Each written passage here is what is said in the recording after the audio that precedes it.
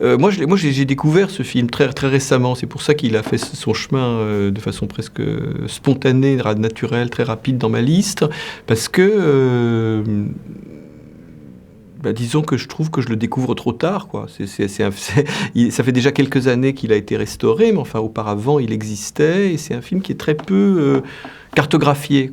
Or, il a, en dehors du fait d'être assez extraordinaire, on va en parler, et c'est sans doute le premier long métrage de l'histoire du cinéma, et qui arrive très tôt, à une période qui est très spécifique, qui est celle d'une sorte d'âge d'or très bref du cinéma muet italien, avant la Première Guerre mondiale.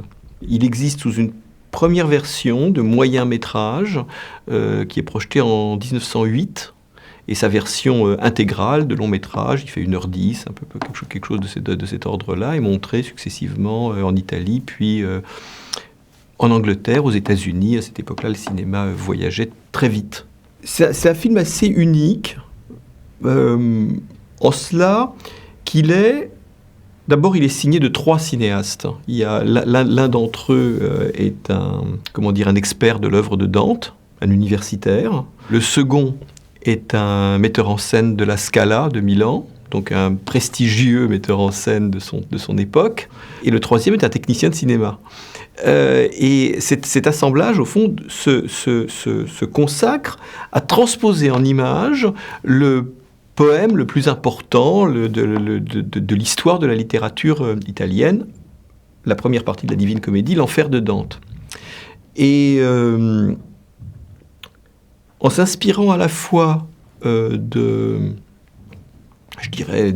spontanément, directement du poème lui-même, et puis des illustrations, les plus célèbres étant celles de Botticelli, et beaucoup plus tard, celle de Gustave Doré.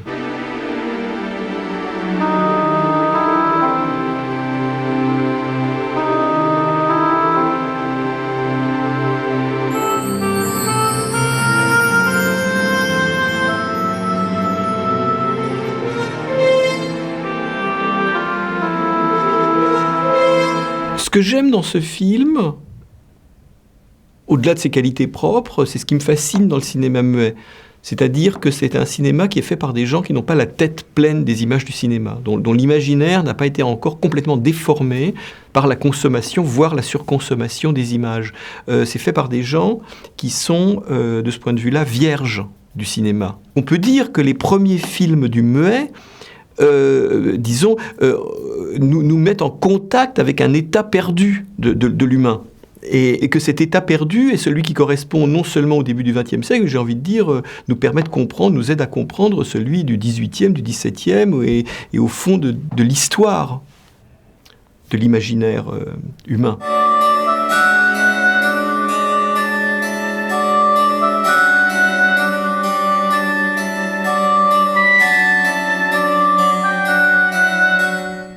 L'enfer, au-delà de toutes ces considérations qui sont théoriques, est un film assez stupéfiant, parce que d'abord, contrairement à beaucoup du cinéma muet, il n'est pas tourné en studio. Il y a relativement peu de studios. Il est filmé dans la nature. Donc il y a une chose à la fois... qu'on appellerait presque gothique aujourd'hui, parce que c'est le règne des morts, il y a des images qui sont inquiétantes, menaçantes. D'une certaine façon, c'est une sorte de Méliès d'Arc, quoi, hein. C'est une sorte de Méliès dont l'inspiration n'aurait pas été ludique, mais aurait été grave, profonde, peut-être même terrifiante, quoi. Et d'une certaine façon, c'est presque j'ai envie de dire, c'est le chaînon manquant presque entre les Frères Lumière et Kenneth Anger, quoi. Enfin, il y a quelque chose évidemment de terrible dans les visions de l'enfer, et en même temps, elles s'inscrivent dans un monde qui est celui qui nous entoure, où ça a été tourné dans des sites évidemment très spectaculaires, impressionnants, montagnes, torrents, etc. Plus un usage assez extraordinairement avant-gardiste des trucages.